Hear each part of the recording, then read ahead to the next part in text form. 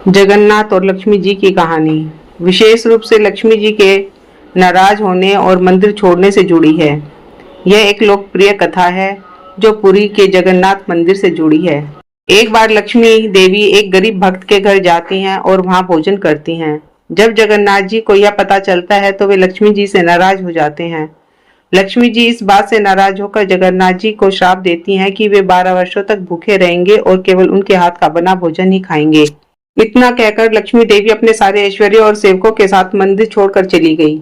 अब अगले दिन सुबह बलदेव जी प्रातःकालीन भोग की प्रतीक्षा कर रहे थे, लेकिन कोई ये भोग लेकर नहीं आया। उन्होंने जगन्नाथ जी से पूछा, क्या बात है, आज भोग लाने में इतना विलंब क्यों हो रहा है? तो जगन्नाथ जी ने अपने पेट पर हाथ रखकर उदास मन से कहा, भैया आज से कोई भोग नहीं आएगा, क्योंकि लक्ष्मी देवी अपने सेवकों के साथ यह मंदिर छोड़कर चली गई है। जब बलराम जी ने ये सुना तो उन्होंने सोचा, अच्छा चलो कोई बात नहीं, अच्छी बात है, अगर लक्ष्मी देवी ने भूल की है तो प्रायश्चित तो करना पड़ेगा, कोई बात नहीं, हम स्वयं भोग बना लेंगे। ये सोचकर जगन्नाथ जी और बलराम जी ने रसोई गृह में प्रवेश किया। अब वहां जाकर देखा तो पूरा भंडार गृह खाली पड़ा हुआ था। न तो कोई सब्जी थी, न कोई तरकारी, न कोई अन्न का एक दाना। अब इतनी देर में दोनों भाइयों को अत्यंत भूख भी लग गई, तो उन्होंने सोचा कि चलो किसी के घर से भिक्षा ही मांग लाते हैं।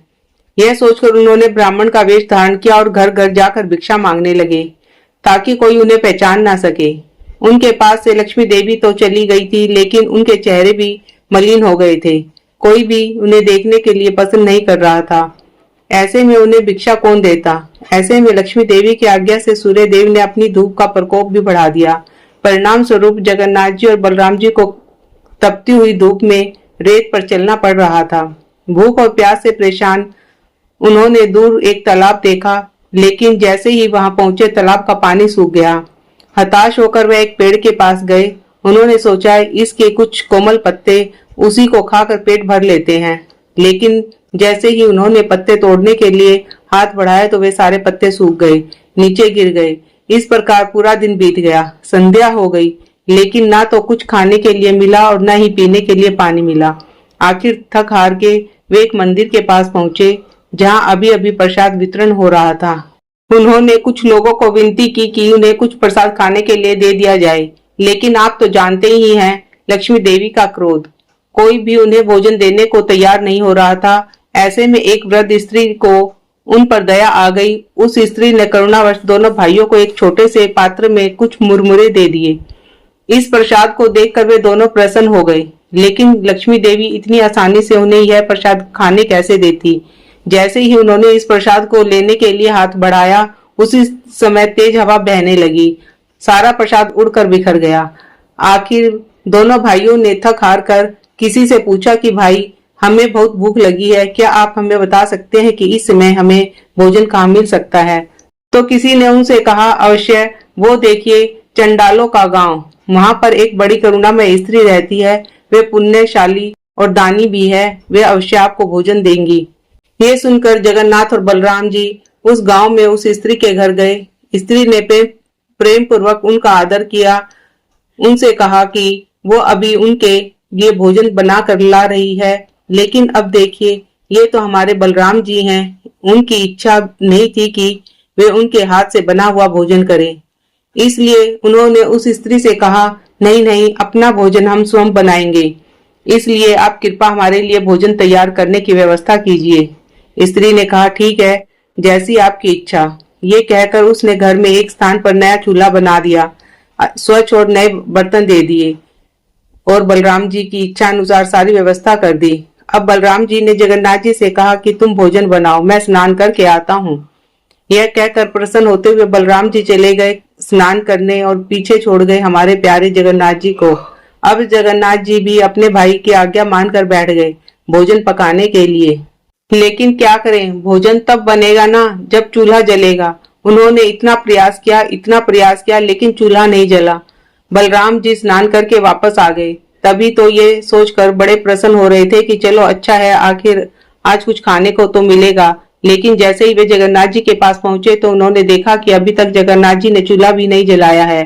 ये क्या कर रहे हो? तुमसे एक चूल्हा भी नहीं जलता, इतना समय हो गया, अभी तक तुम चूल्हे पर बर्तन नहीं रख पाए। चलो हटो यहाँ से, लाओ मैं खुद भोजन पकाता हूँ, दे दो मुझे सारी सामग्री। ये कहकर बलराम जी खुद बैठ गए चूल्हे में आग जलाने के लिए। लेकिन आश्चर्य की बात यह थी कि जैसे जैसे वे आग जलाने का प्रयास करते, उल्टा आग की जगह धुआं उठने लगता। बहुत बार प्रयास करने के बाद भी वे चूल्हा नहीं जला पाए। पूरा घर धुएं से भर गया। सभी लोग खांसने लगे। आखिरकार उन दोनों की आंखों में पानी आ गया। अब तक हार के जगन्नाथ जी, बलदेव जी ने उस घर की स्त्री से कहा कि वही कुछ खाने के लिए हमें दे दे। वह स्त्री उन दोनों भाइयों के लिए भोजन लेकर आई। जैसे ही उन्होंने यह भोजन खाया तो उन्हें इस बात का अनुभव हुआ कि वो भोजन सच में स्वादिष्ट है। उसका स्वाद भी कुछ जाना पहचाना सा लग रहा है। ये भोजन बिल्कुल वैसा है जैसा लक्ष्मी जी हमको बनाकर देती थी। भोजन के अंत में उन्हें एक विशेष मिष्ठान परोसा गया। जब उसे जगन्नाथ जी और बलराम जी ने खाया तो उन्हें अत्यंत आश्चर्य हुआ, क्योंकि ये वही विशेष मिष्ठान था जो लक्ष्मी जी स्वयं उनके लिए प्रतिदिन बनाती थी और इसके विषय में और किसी को जानकारी नहीं थी। तो स्त्री ने यह मिठाई कैसे बना दी? उनके लिए यह देखकर दोनों भाइयों को विश्वास हो गया कि हो ना हो इस घर में लक्ष्मी देवी अवश्य रहती है। यह भोजन भी उन्हीं के द्वारा बनाया गया है, अन्यथा इस घर की स्त्री को कैसे पता चलता कि भोजन के बाद जगन्नाथ जी और बलराम जी एक विशेष मिष्ठान लेते हैं। तो बस अब उन दोनों भाइयों को अपनी भूल का एहसास हुआ और खासकर बलराम जी को। अब वे ठहरे बड़े भाई तो इसलिए लक्ष्मी देवी से सीधे तो बात नहीं कर सकते थे, इसलिए उन्होंने जगन्नाथ जी से कहा कि वे लक्ष्मी देवी के पास जाकर उनसे क्षमा मांगे।